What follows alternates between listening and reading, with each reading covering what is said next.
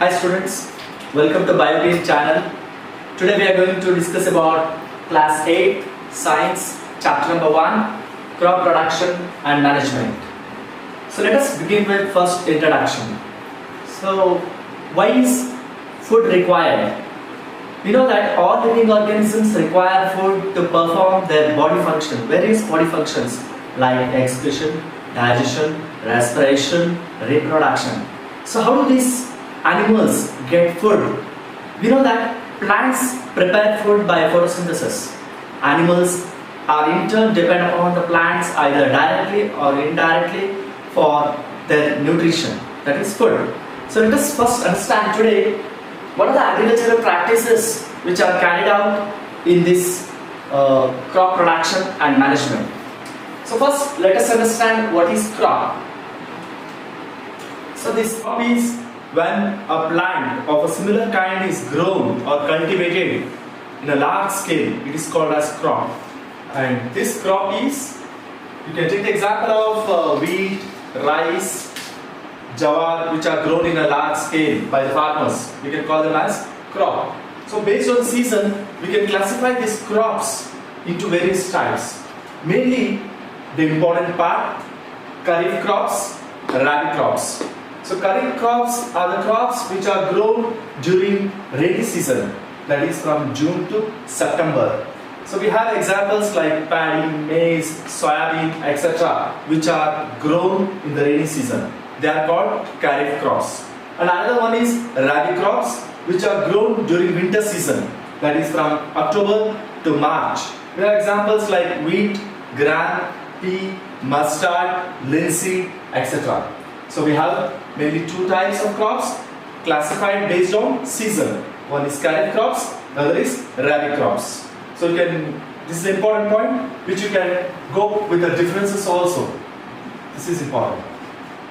So they ask kharif crop, rabi crop differences, or based on the season classify the crops. So let us go with the next further, the basic practices which are involved in agriculture. So we have first one, preparation of soil, sowing. After sowing, adding manure and fertilizers, irrigation, so protecting from weeds, harvesting and storage. So let us discuss one by one in the further session. Agricultural practices. The first one is preparation of soil. So it is very important step. That is the first step which is very important for agricultural practice. This is a step where the soil is turned and loosened. And why does this turning of the soil and loosening is done? So we know that roots can penetrate easily in the loosened soil. So for that purpose, when the roots penetrate inside, there is breathing of the roots, where easily they can absorb the water and they can grow. And loosening of the soil also helps for the certain earthworms and microbes to grow. And we call them as friends of the farmer because they enrich the soil by adding nutrition. And also they add humus which retain the water holding capacity of the soil. And these microorganisms as well as earthworm destroy or degrade the dead plants and animals which are present and add the nutrients back to the soil. And we know that the topsoil is the only soil which is rich in nutrients and support the plants in the growth. But when we turn or when we loosen the soil which is present below also comes up and it is rich in the nutrients, and thus the plants can grow by absorbing the nutrients from the soil. This loosening as well as turning the soil is done by a method called ploughing or tilling. What is ploughing or tilling? The method of loosening the soil and turning the soil is called ploughing or tilling. It is done by an instrument called plough. So traditional method, they have followed this, and this plough is made up of either wood or iron. And whenever, before using this one, if the soil is dry, you can water it and then the ploughing is done. And whenever after ploughing, you can also see the big pieces of soil which are called crams. and that can be broken down by leveler, and you can add the manure and then water it before sowing. Agricultural implements. So there are various agricultural implements which are used for the preparation of soil. So we have plough, hoe and cultivator. So plough is the traditional method of agricultural implement which is used for tilling soil as well as adding fertilizers as well as removing weeds. And even the scrapping of soil is also done by plough. So this is a simple bull driven, and nowadays it is replaced by tractor. So this plough consists of a main part which is called plough shaft, and there is a broader end which is having a triangular iron strip which is called plough shade, and the other end consists of beam which is placed on the bull's neck and it is driven by the farmer. Second one is hoe. Hoe is used mainly for removing weeds as well as loosening soil, and this is also pulled by animals, and it is made up of either wood or iron. This is the hoe, which consists of a strong bent plate which is made up of iron and a grip and a handle and a rod which is attached to the beam. This is used by animals or by the tractors. Cultivator. Cultivator is a modern type of agricultural implement which is mainly used by tractors, and this is recently used more because it can save the labor as well as time. So this is cultivator. Thank you. Stop. Second type of agriculture practice is sowing. This is very important part of the agricultural practice. So seeds which are used for sowing should be good quality. They should be clean and healthy seeds which are good variety. Even the farmers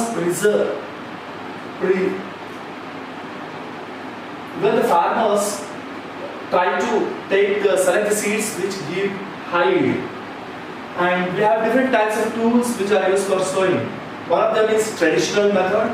So traditional method type of tool consists of a funnel shaped structure where you can find the seeds are sown here and they pass through this and they reach the soil by 2 or 3 pipes, and which are having the sharp ends.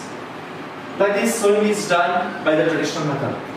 Another one method is seed drill. This is a modern method which is used by tractors, and this ensures that there is uniform sowing with a proper distance between the plants, and even it ensures that the seeds should be covered with the soil. And we know why, because after sowing the seeds there is a chance of the birds which can come and pick up the seeds. So for that purpose it should be covered with the soil, and even it saves time as well as labor, and the appropriate distance between the seeds ensure that the plants after germination they get sufficient amount of sunlight, absorb water as well as nutrients. So this method is appropriate method for sowing the seeds. So the third one is adding manure and fertilizers. So let us see the definition of what is this fertilizers or manures, and even why the farmer should add manures and fertilizers. So any substances or nutrients which are added to the plants to enhance the healthy growth of the plant, it is called as the nutrients. Either it may be in the form of manure or fertilizers. So why we have to add manures or fertilizers? Farmers continuously grow the plants in a field, then there will be a scarcity or deficiency of certain nutrients in the soil. So to enhance that one, so the farmer should add either manure or fertilizers. So even the farmers do not leave the land uncultivated or fallow. So this will cause the land or the soil with the deficiency of nutrients. So there will be a need of adding manure or fertilizers. So what are these manure and fertilizers? Let us take or discuss in the form of the differences. So if you want the notes of this one, you can just take a screenshot of this one and save it. So manure. Manure is commonly an organic substance which is prepared or produced by the decomposition of the dead plants and animal waste. And this manure is not rich in particular nutrient. Almost all the nutrients are present in that. And this is produced by microorganisms. And this improves the soil texture and water holding capacity and replenish the soil with all the nutrients. Then what about fertilizers? These are those chemical substances which are prepared or produced in the factories. And these are rich in particular nutrients. Example, we have urea, ammonium sulfate, superphosphate, as well as potash and NPK, which we call it as nitrogen, phosphorus and potassium. And excess use of these fertilizers make the soil less fertile. So now we come to know that which is better. So either manure or fertilizers. So manure, organic substance, fertilizers, chemical substance. These are produced by decomposition of plants and animal waste. These are produced in factories. These are rich in particular nutrient. They are rich in particular nutrient. They are not rich in particular nutrient. So these are produced by microorganisms and these are produced in the factories. We have examples: urea, ammonium sulfate, superphosphate, potash, NPK. And this improves the soil texture, water holding capacity as well as add nutrients. But this makes excess use of fertilizers makes the soil pollution. So it becomes less fertile. When we come to crop rotation. What is this crop rotation? So during ancient times, our farmers used to cultivate a land in one season and the next season the land is left barren or uncultivated or fallow, so that there should be some time to replenish the loss of nutrients in that soil. So nowadays, even still we follow this crop rotation method. Farmers grow at a time 2 different crops and left uncultivated, or again it is turned into or grown into another type of crops. So let's see the example. The northern India grows legumes in one season and the wheat in the next season, so that the legumes roots enhance the nitrogen nutrient in the soil. You already studied in your lower classes that legume plants contain rhizobium bacteria in the root nodules which can fix the atmospheric nitrogen and enrich the soil with the nitrogen. So in the next season the wheat is grown in the same field so that it can absorb nitrogen. There is no need of adding any fertilizers or manures. So what is the advantage of manure? So why we say that organic manure is better than fertilizers? Because it enhances water holding capacity of the soil. Water can easily absorb through that one. Makes soil porous so that water can enter inside. Even exchange of gases can be done, or it is very easy for the roots. It increases the number of friendly microbes like earthworm. Easily they can penetrate. It improves the texture of the soil so that water can hold in the soil. If you have any doubts about this one, any question, you can just give it a comment box. You'll get a reply.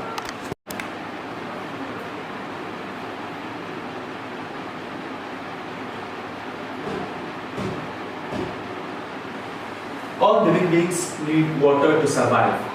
So the plants also. So there is a very important thing is the plants cannot survive without water. So the 90% of the plant body contains water. Either it may be requirement for the germination of the seeds, or for producing the flowers or fruits or the seeds. So irrigation is an important step of agricultural practice. So the irrigation is nothing but supply of water to the crops at different intervals. The water should not be supplied continuously. There should be some gap between supplying water. So we have different sources of irrigation. We have wells, tube wells, ponds, lakes, rivers, dams and canals. So we have traditional method of irrigation as well as modern method of irrigation. In the traditional method, it is done by either cattle or human labor, as it is cheaper as well as less efficient. So we have different types of traditional method. One of them is called moat, which is pulley system, chain pump system, Degli, Rahar, which is lever system. You can refer the photographs given in the textbook. Pumps, usually we have pumps which are used for lifting water. They are driven by diesel, biogas or electricity or solar energy.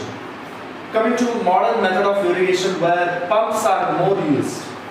We have two types of modern method of irrigation. One is sprinkler system, the other is a drip system. In the sprinkler system, where there is less water availability, uneven land, so there you can follow up with the sprinkler system. So water is less available, the land is not flat, it's uneven. So here there is a perpendicular pipe which is attached with the rotating nozzles on the top, which are joined to the main pipeline at regular intervals. When forcefully the water is pumped by the pump, then the water escapes through the rotating nozzles and water is sprayed on the crops as if it is raining. The next second one is drip system, where drop by drop of water is given to the plants at the root level. So example, we have fruit plants, gardens and the trees where water is not wasted, and it is a boon in the regions where water is very less available, so that you can use and grow plants in the fields. So that's all about irrigation. Let us go ahead with protection from weeds, harvesting, storage. So protection from weeds. Then what are these weeds? The unwanted plants which grow with the healthy crop plants are called as weeds. This undesirable plant should be removed from the field. So the removal of the unwanted plants from the field is called weeding. And why we have to remove these weeds? Because they compete with the water, sunlight, nutrients, space from the crops which we have grown in the field. So it should be removed from that field. So there are different weeding methods. So one of the method, which is traditional method, is called tilling. So before sowing the seeds or before sowing the crops, tilling is done. So this tilling, as it turns the soil up and down, the weeds are removed, uprooted, and they are killed and mixed with the soil. Manual removal. It is a physical removal by the hand, either by the kurpi or by the seed drill. Then there are another method called by using chemical method, which we call it as weedicides. So there are certain chemicals which are sprayed on the unwanted plants, and like example 2,4-D. So this chemical is diluted with the water and poured into the sprayer and then sprayed on the plants.